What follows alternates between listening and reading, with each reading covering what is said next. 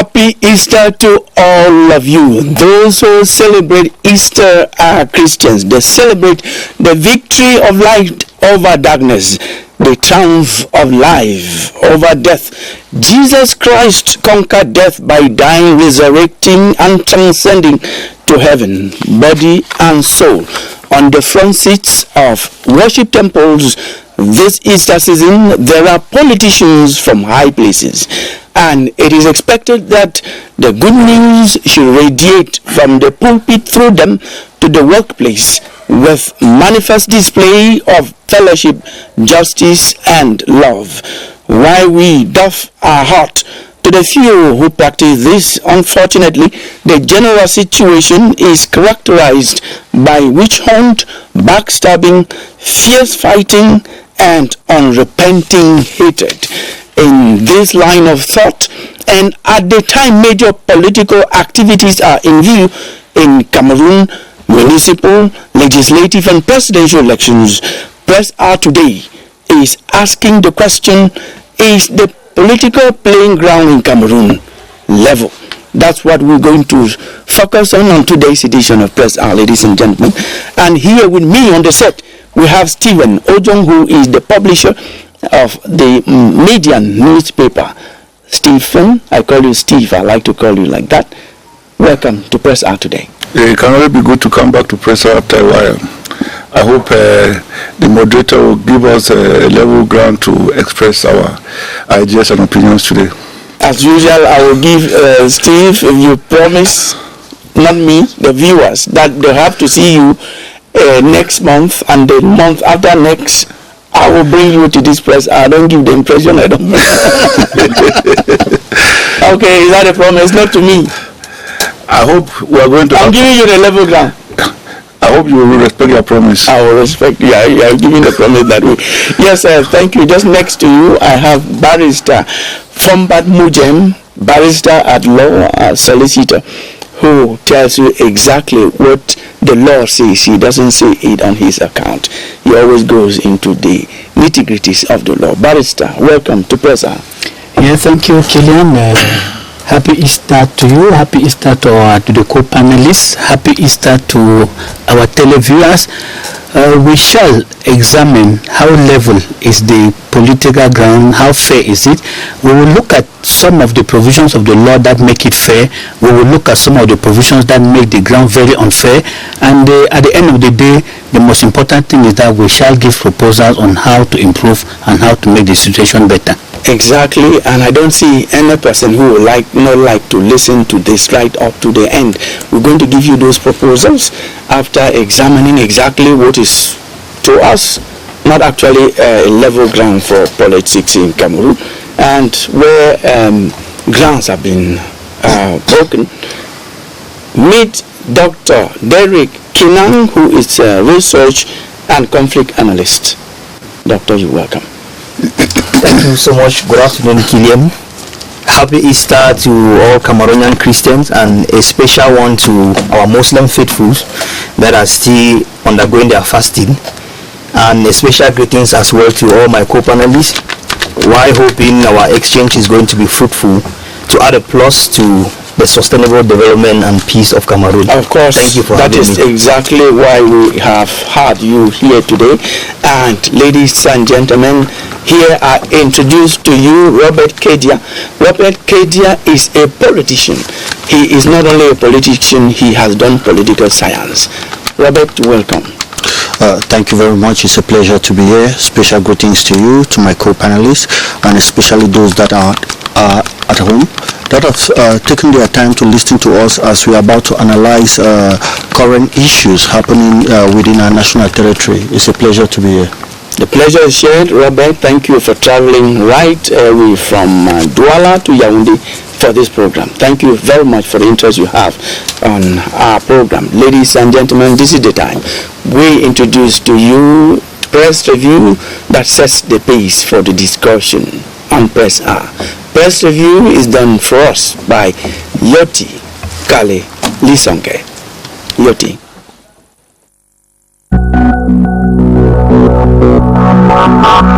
The celebration of CPDM's 39th anniversary nationwide occupied the print media this week. The Guardian Post captions, "At party's 39th anniversary tumble, CPDM restates call for Biya to seek re-election." Cameroon Tribune has articles on the fete, a festivity during which CPDM sympathizers in Gorketunjia kept pushing for voter registration to guarantee victory in the 2025 elections, as seen on the Chronicle Times. Still on the same issue, the Horizon spotlights Minister Rosenba Acha as a hunter, returning with a huge catch, whilst CPDM supporters in Misaje named President Biya as their natural candidate in the 2025 polls. The attitude is similar in Meme, where CPDM supporters spared no efforts in advocating life presidency for Biya on the Sun newspaper. Echo Outlook reports on a corresponding ambience in the Kupulmaninguba 3 section of the CPDM, with Elekam innovating more strategies outlined in Cameroon Tribune to get several persons enrolled on electoral registers. In the meantime, CPDM supporters in the southwest seized the occasion to tell the Post that they want the abandoned Buea Referral Hospital project revived, at a time when the median captures the Kumba City grandstand begging for renovation. According to the Herald Tribune, Cameroon is a country run like a village provision store, a statement that prompts Dr. Famunyo, whom the Guardian Post writes is a leading voice on African democracy, to make a fresh case on Echo Outlook with regards to the 2025 presidential election. As he states his arguments, Senegal sends a message to Cameroon via the Guardian Post. To help the state decode the message, the Sun goes in-depth, informing readers of a political earthquake in Senegal, revealing that the opposition candidate Faye at 44 has won the presidential poll, a man the Horizon recalls has left from prison to the presidency. The papers also took an interest in parliamentary affairs. Cameroon Tribune first announces the election of the Permanent Bureau for the 2024 legislative year, and the Guardian Post cues in, disclosing that Nyat and Kavai are the leaders of yesterday, today and tomorrow. So too the Post concurs, adding that Friel Nyat Jifenji has been re-elected to steer the Senate at 89, with Kavai mocking his detractors as he clocks 32 as Speaker of the National Assembly. The Chronicle Times edifies readers that the opposition has retained seats in the National Assembly and Senate bureaus, and the Horizon further indicates that the SDF chairman Joshua Osi has been re-elected Questor of the National Assembly. Other stories like the Minister of Agriculture and Rural Development launching the 2024 planting season in Bangem and the CEMAC economy having promising skies for 2024 are recounted in the week's newspaper editions.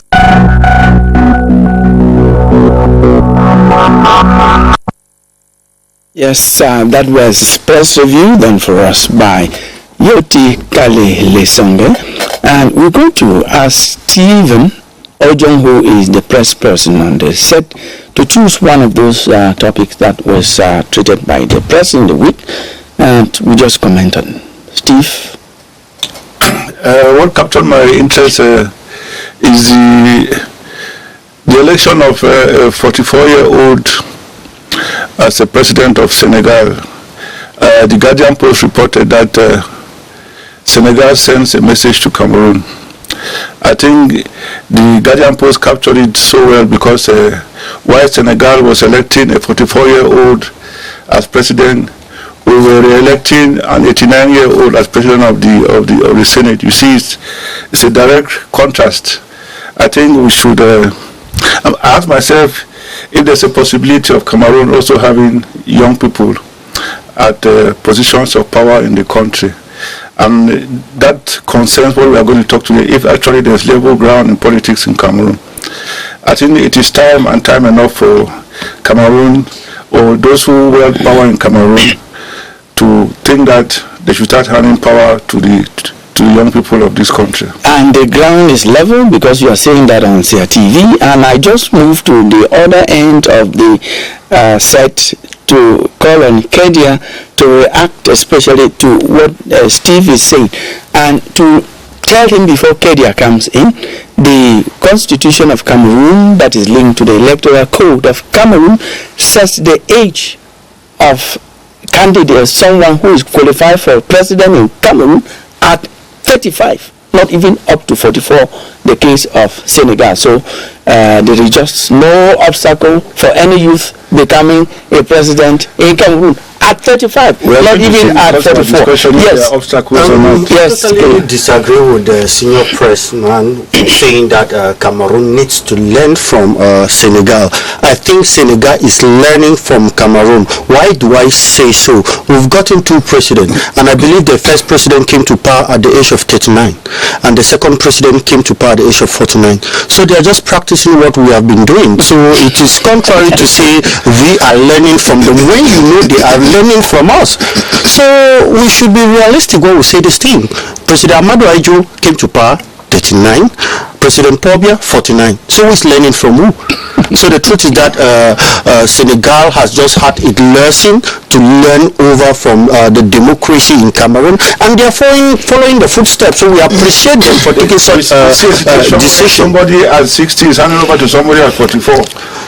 We don't know if the young guy that have taken part at 44 will be there up to 90 years. But for now, what we are saying is that for taking part in Cameroon, President Paul Biya took part. And Cameroon has its own constitution that permits one to go for many terms. So our constitution is our constitution, and that of Senegal is that of Senegal. Cameroon is Cameroon. Senegal is Senegal. Yes, Stephen, you got what you wanted. Yes, you're just No, I think what we appreciate in Senegal is the fact that the people were able to choose their own leaders, and the will of the majority prevailed. I mean that I think the level ground was level, the ground was level, political ground was level, so much so that the choice of the people prevailed. Yes, it was actually level during the voting, but before the voting, was it actually level? Was it a surprise to so many analysts? You, Derek, research and conflict analyst, meaning that you analyze so many things. I think that Diomaye Faye was a big surprise to almost everyone. He even left prison. Think so? As an inspector. I don't think Faye was really a surprise to anyone. Looking at the context and looking at the country, Senegal, you want to bear with me, Sir Kilian, that we are talking about a country in which the institutions are more powerful than the individuals that are functioning within those institutions. So Faye coming from prison, to me, in my opinion, it's an important factor towards his becoming president, but it's not the main factor. There are quite a number of factors that can be brought on board. You want to note the fact that Senegalese, by their nature, they have the basics we need in politics. They are politically conscious, and they have that civic responsibility driving them in everything they do. So each and every time there is something that does not work so well with them, they come out to say it. I was just boiling inside with my co-panelist, Mr. Sekedia, was talking about Senegal copying from Cameroon. I think, in my humble opinion, it's going to be it's the opposite. Cameroonians are yet to have the civic responsibility that we see in Senegal. Cameroonians are yet to have the political consciousness that we see in Senegal.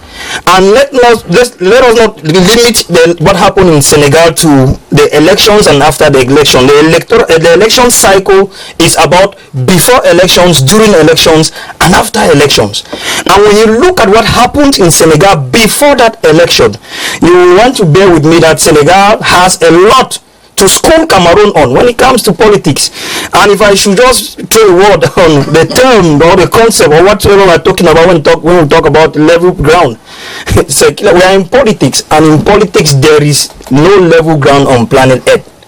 I have not seen a country, show me one, where there is a level playing ground when it comes to the game of politics. At least kind of.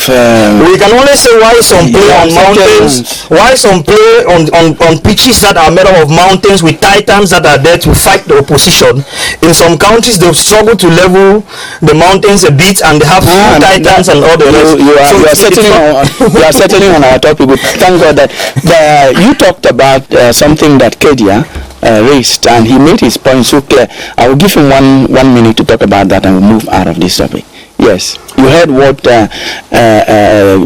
Kinan, Derek said. Yes, he was struggling to explain the before election, and I'll take the case of Cameroon. Before election in Cameroon, and don't remember any opposition being sent to prison before presidential election. But the case of Senegal, Sonko was sent to prison. His Secretary General, the present president, was sent to prison before election. Now I ask you, was the ground actually level for them? But for us in Cameroon, very level. Nobody was sent to prison. Nothing happened. The election, the campaign took place, and the result came out. Those that decided to contest the election, whatsoever happened, was after. But before, in Cameroon, before election, no opposition have been put in prison. Thank you very much. But when you see the case of Senegal, we see the opposite. Them being thrown to jail. So will you say their institutions they have there is more powerful than our own? No.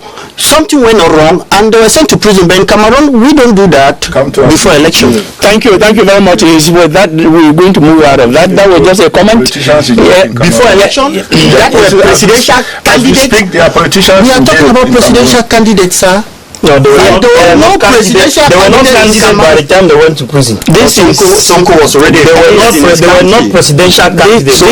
Don't misinform the public. They were not presidential candidates. When Sonko was sentenced, then he was forced now to bring Faye in to replace him. Thank you. And I am saying that we're going to move out of that to tackle focus on today's edition of Press Hour, and we asking on the political platform is the ground level in Cameroon. We're thinking of the various institutions along the electoral processes. We're thinking also about some other institutions that play politics in one way or the other, political parties, their existence, some other institutions, even the civil society. That is our topic for today, and we're going to look at the law first, because once the law sets the tone, like you said, Dr. Derek Kinan, when the institutions are strong, so many things go right.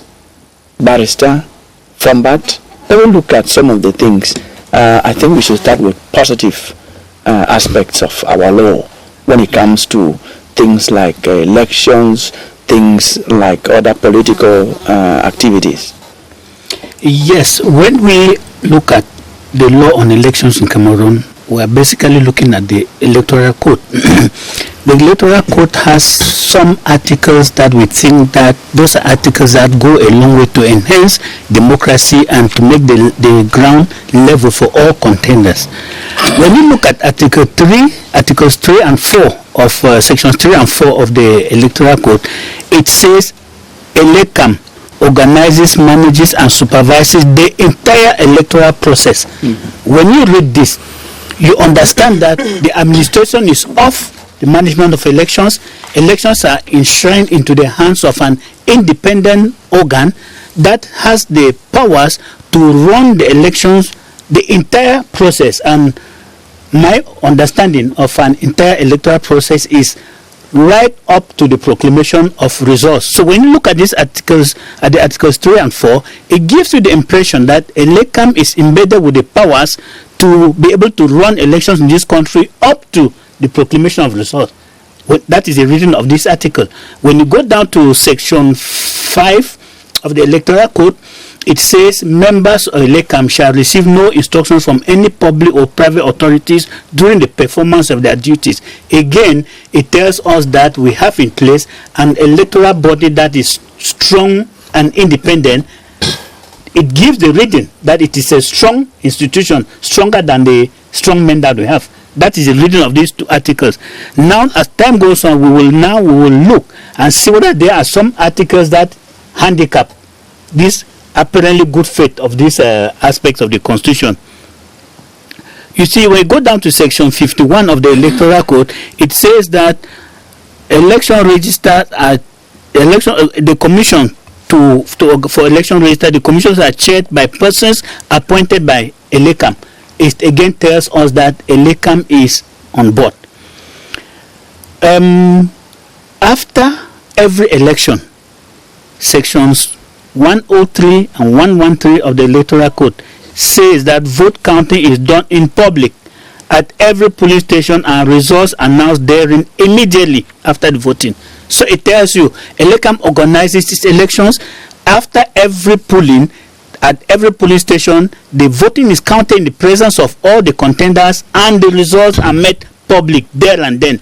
That again tells us that ELECAM has powers to run and manage our elections. If you look at it, you give yourself the impression that there is a level playing ground.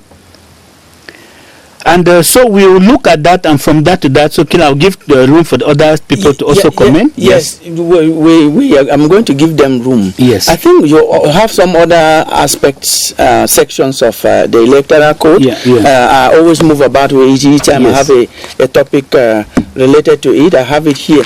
When you look at section 6, members of ELECAM benefit from immunity of prosecution during their term of office. We mean that it gives them power to do what is correct. They should not be afraid. You equally do not talk about the incompatibilities where duties of members of ELECAM shall be incompatible with other functions, especially when it is public. It also makes them, give them that character of independence somehow. So you agree? Yes, that, I agree with those you. Are some positive points. Also, we look at Article 97.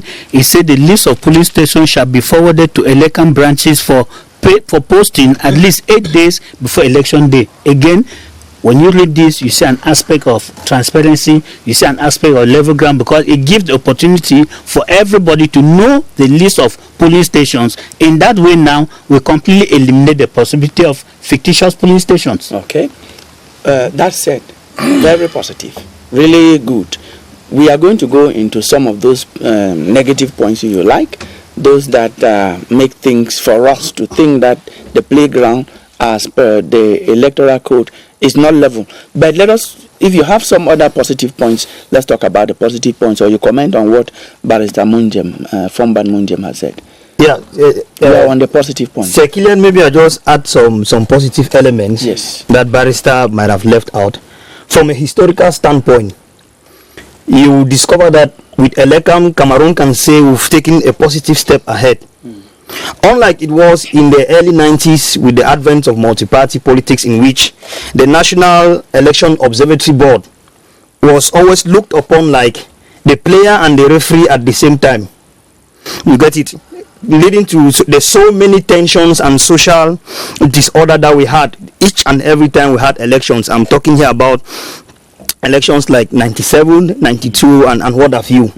Today with ELECAM, you discover that since December 2006, when they started putting in place ELECAM, you discover there are some shortcomings that were very glaring with NEO 1 and NEO 2 that are no longer there with the case of ELECAM, especially when it comes to just that mindset of the fact that elections is no longer managed again by territorial administration, but by an independent election management board. It's something we might want to say is positive. And if you want to take into consideration as well the time frame that is given for every political party to engage into campaigns, elections, and then proclamation of results, and I'm a conflict expert, I would like to talk about that part. Go ahead. The possibilities that is given to the players to seek redress should there be incompatibilities or some inconveniences they felt during the electoral process.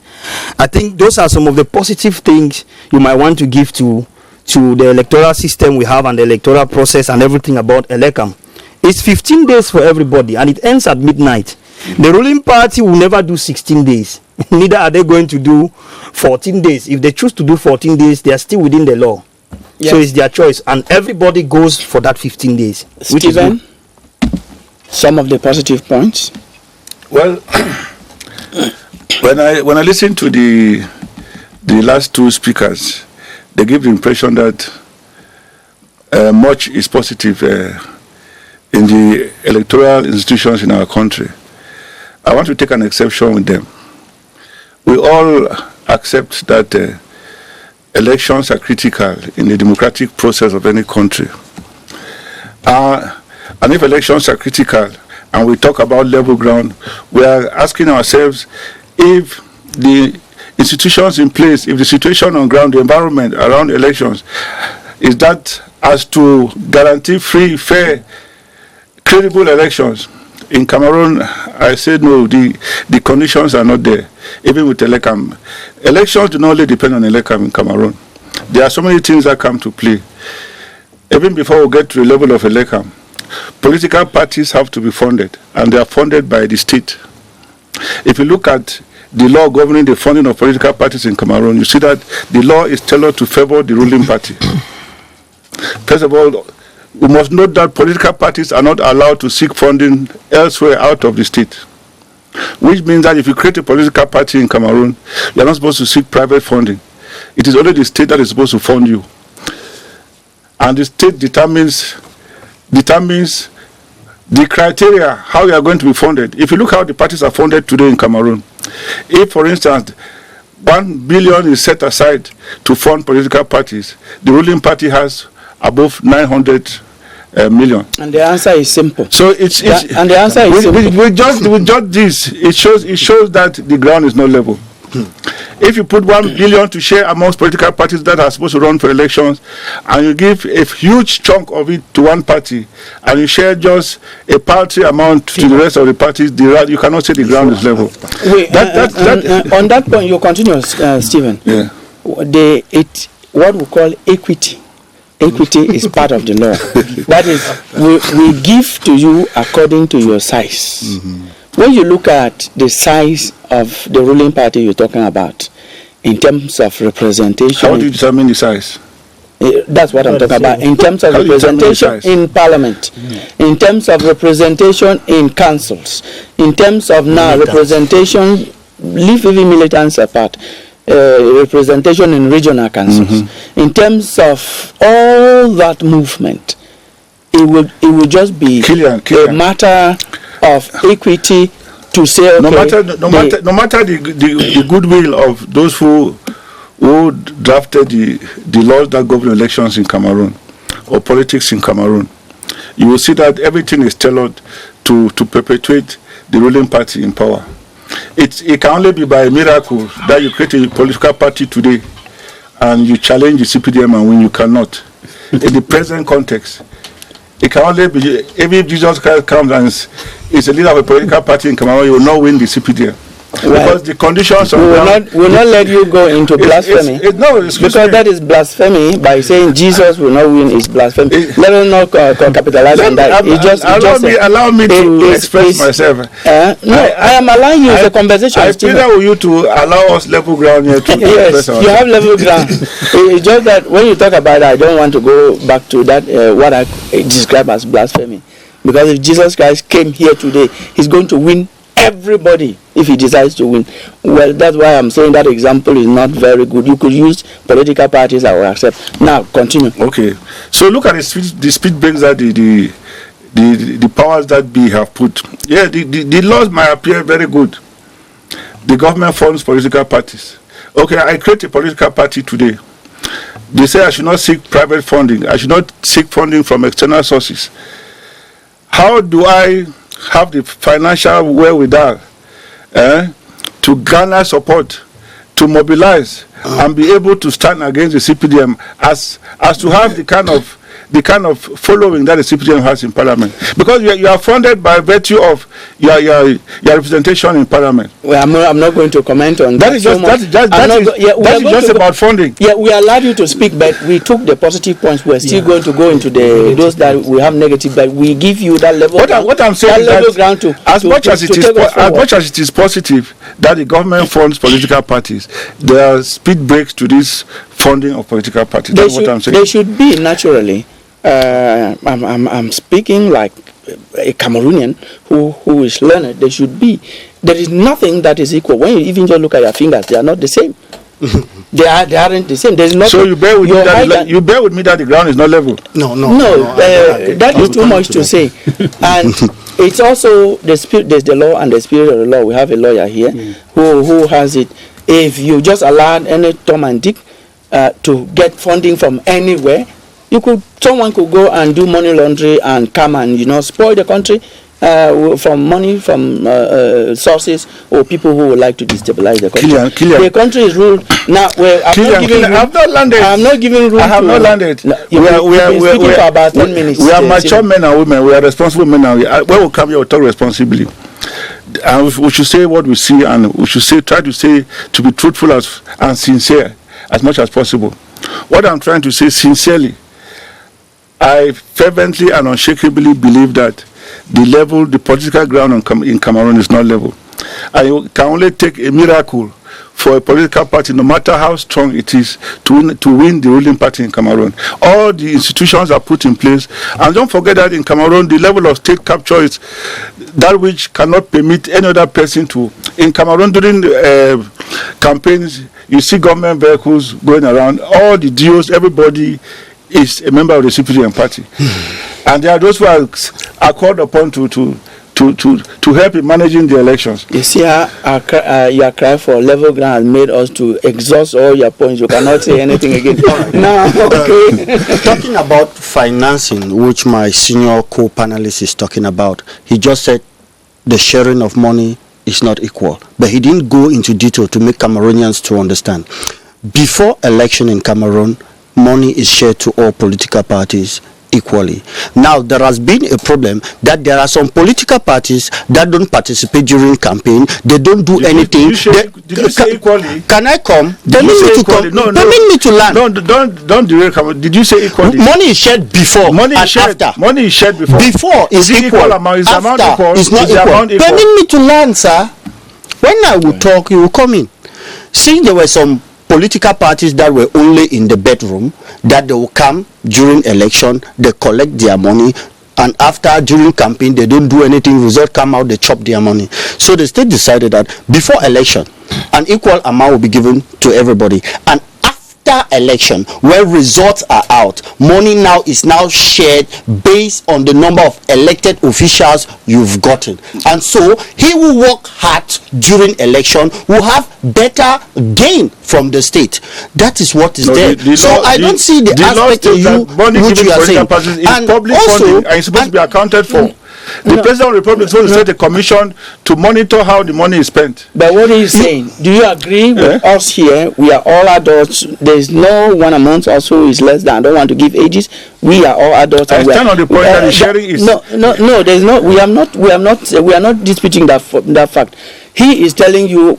Some of us are telling you that it cannot be 50-50 or 1 quarter to all because they don't have the same weight. But the point on the ground now is, if that money the point you've raised is given, and we have seen some of the political party leaders who have organized one small campaign in a market square with no supporters.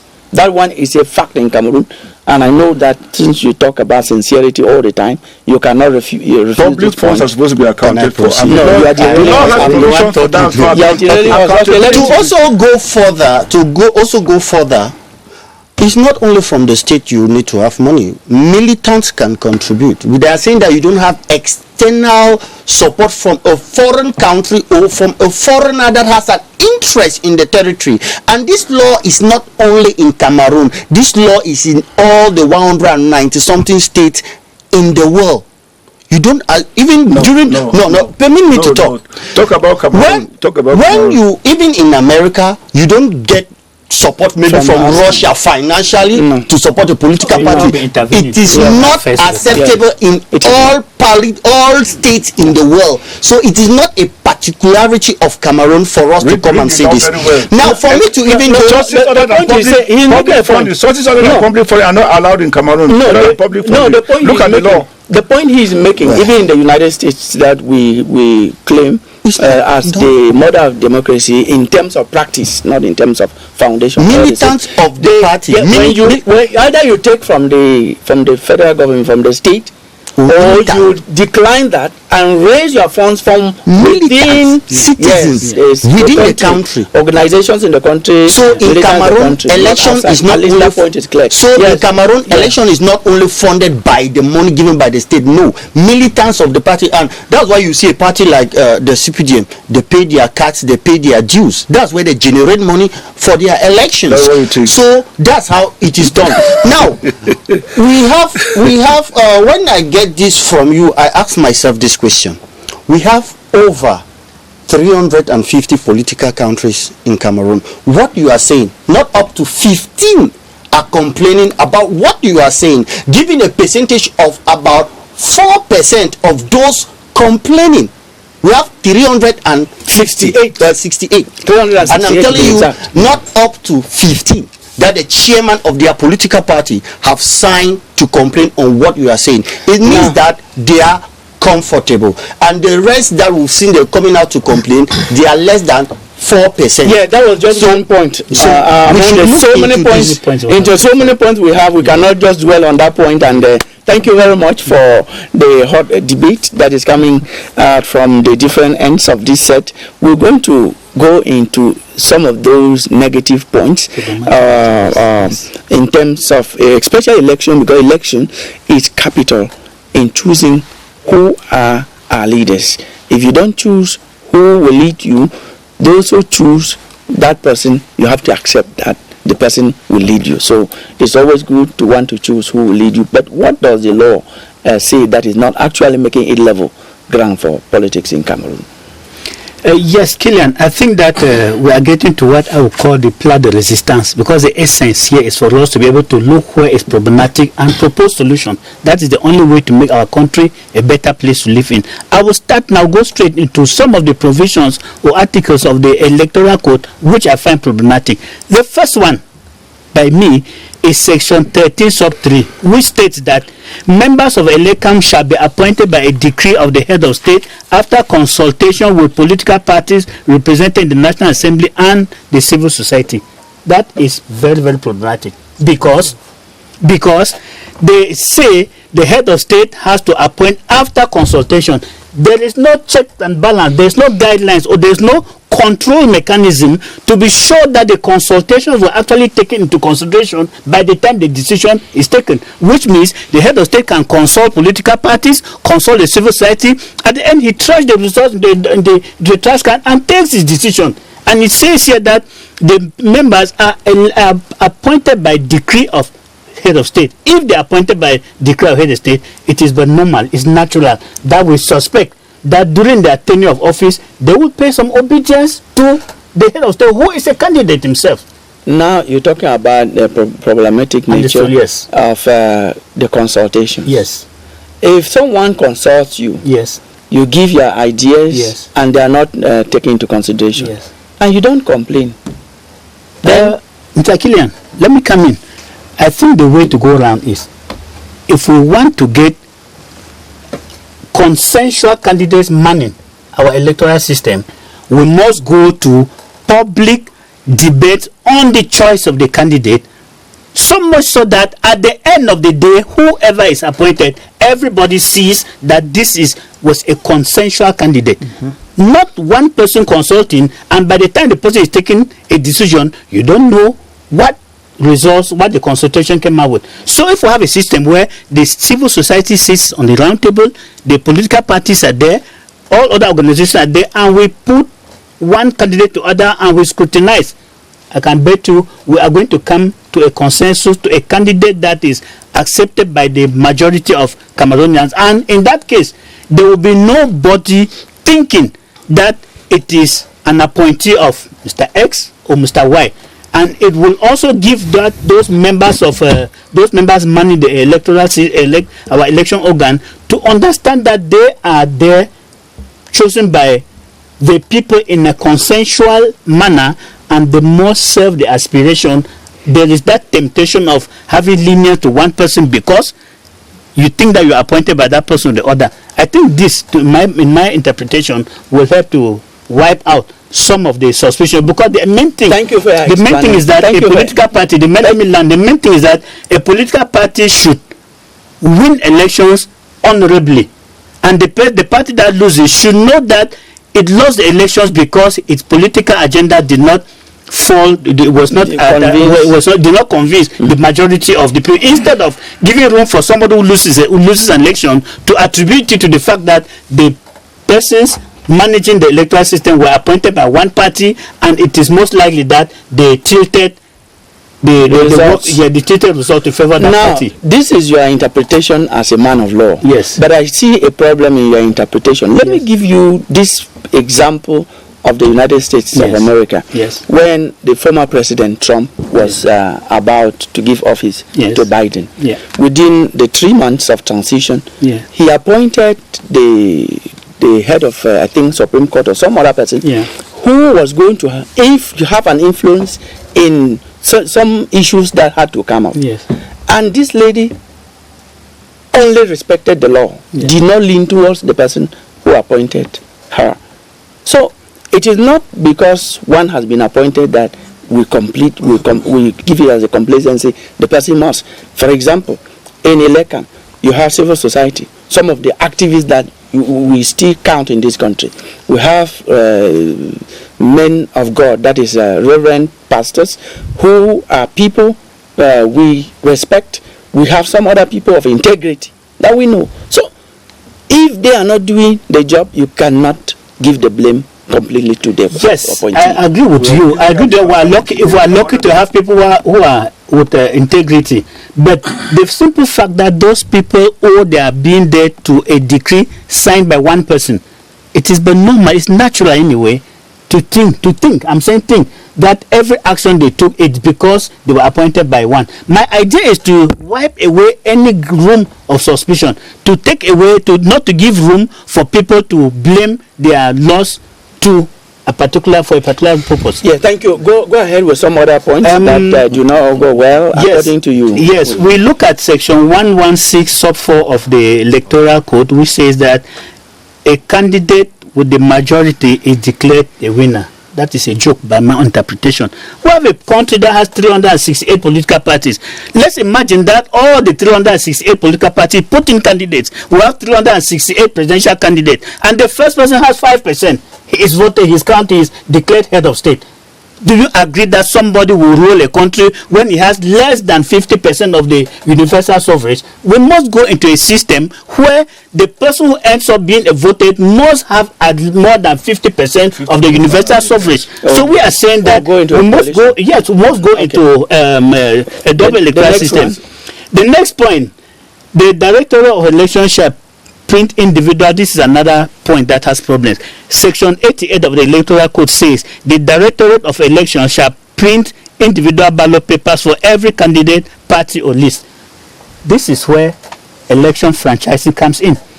If we don't have a unit ballot system, if we have the individual ballot system, it is easy for a party to say, when you go and vote, if you show me the ballot paper of my opponent, I give you this amount of money.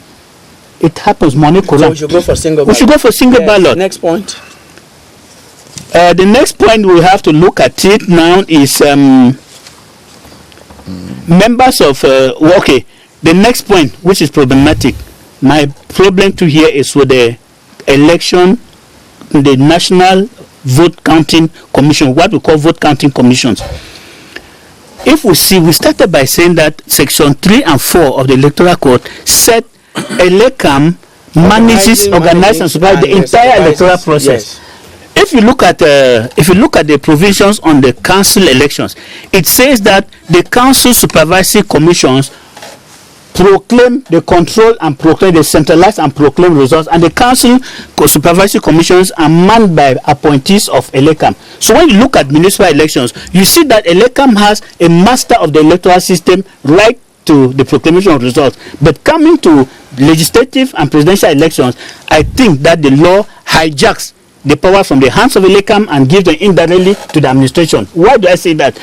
Elekam compiles results and send them to counting commission, the divisional and national vote counting commission. Divisional vote counting commissions are chaired by the president of the High Court, who is an appointee of the government. Yes. You go to National Vote Counting Commission, and then the problem now there. Come back to the example I gave. The problem now there is that these counting commissions, that's even the catchy, the problematic point. These counting commissions have the powers to rectify and change figures.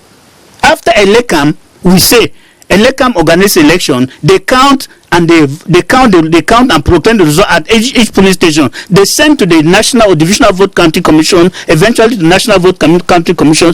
These two commissions have the powers to change.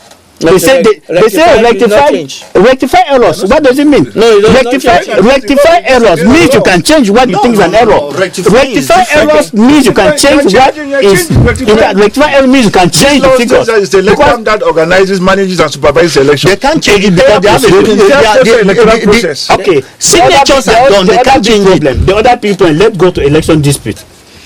As I always say, 1 minute, please. Yes. I have to give room for other Okay. people. The ground is no longer level. Yes. Seriously. You are on the ground now.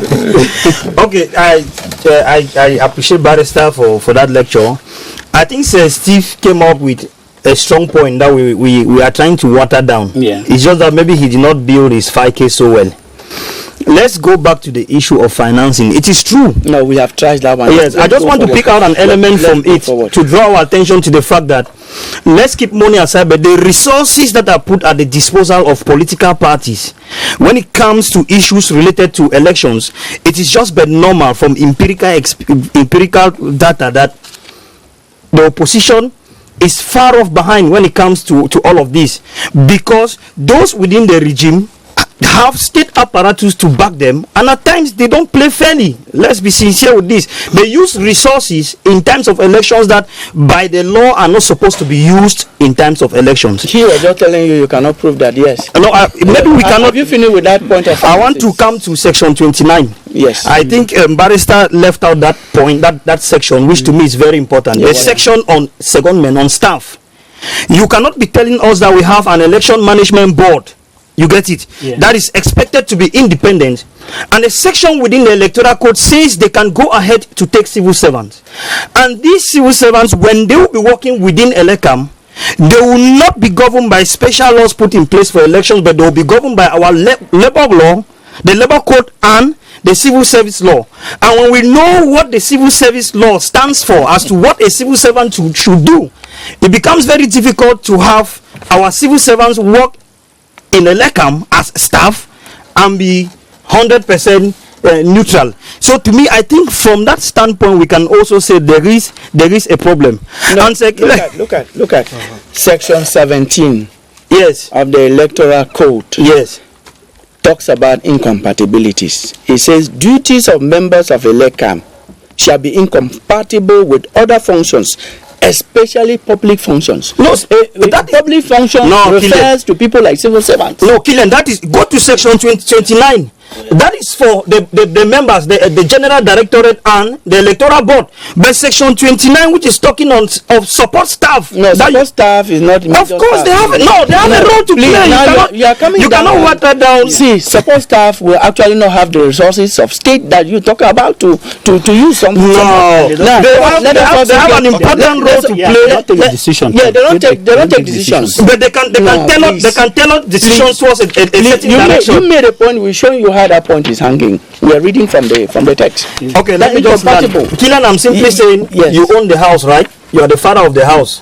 That's the electoral board and the general electorate. But there can come a time in which your kids that have no decision and nothing, they take the remote control of the TV and they keep it somewhere. No matter what you want to do to put on the TV, that's an exceptional case. That's an exceptional case, you know.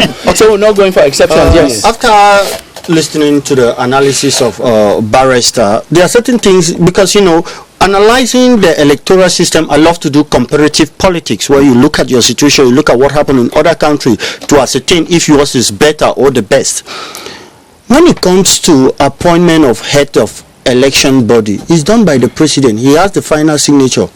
Other countries, they may go through nomination, but after the nomination, it is the president that approves it. The president may send you 5 names, you scrutinize the 5 names, you propose one to him, and he signs it. But don't forget, he sends the name to you. You go, let's just take this simple example. the chairman of INEC was appointed by who? Goodluck Ebele Jonathan. But he did the election. INEC at his time. Yes. Then we have had Buhari, now we have... No, I just want to take that example. Okay. Goodluck Jonathan appointed the head of INEC. The head of INEC managed the election, and Goodluck Jonathan did not win. So we should not have that impression that if somebody appoints somebody, automatically, since you are appointed by him, he needs to support you so that you should win. We should not have that impression. Cote d'Ivoire was also found at one time. Because that suspicion will always be there, because the regime types are not the same. Yes. The problem is that the regime type in Cameroon gives suspicion. All countries in the world, the head of the electoral body is signed by the president. Even at the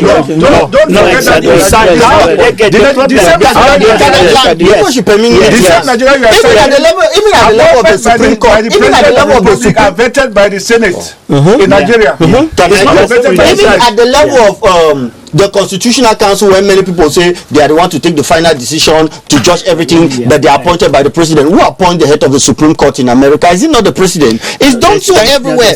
Secondly, to go to the second point where we're talking about if somebody wins an election, if all the 300 party goes and somebody win with 5%, or they are proposing that they will love 50%, but we're in democracy. Democracy says the majority. So if all the 360 goes and the highest person has 4%, democracy say majority.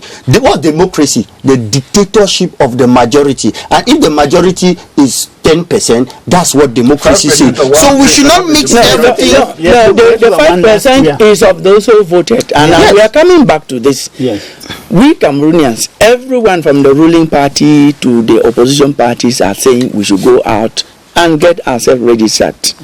So many of us are not doing that. When it comes to voting, we don't go vote. Because we should not people have lost faith in the electoral process. No, they should lose faith in the ballot. Because opposition have made people to lose faith in the electoral process. Because they are the ones that will complain. Before elections, oppositions are complaining. During election, they are complaining. After election, they are complaining. This is the reason for which Barrister Fombad brought that point. I think if I misunderstand you let me know.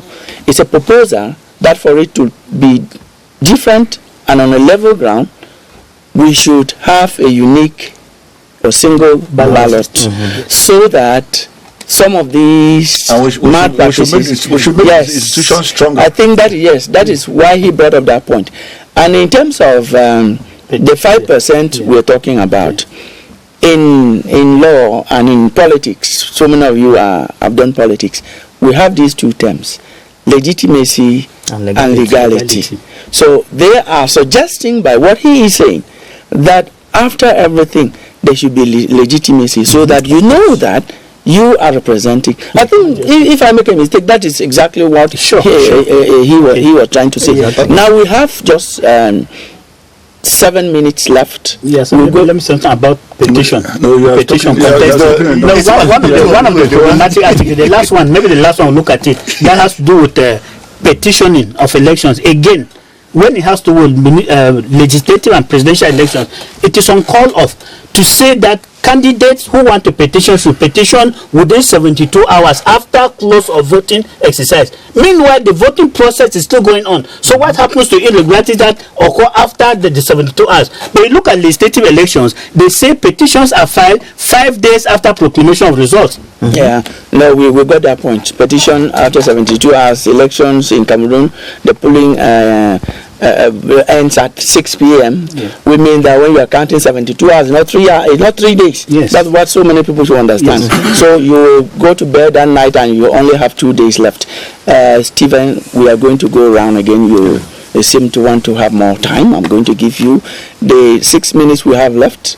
You have 1 minute 30 seconds. You have 1 minute 30 seconds. You have 1 minute 30 seconds. Okay. They say you've spoken so much. Okay, now the ground is low. I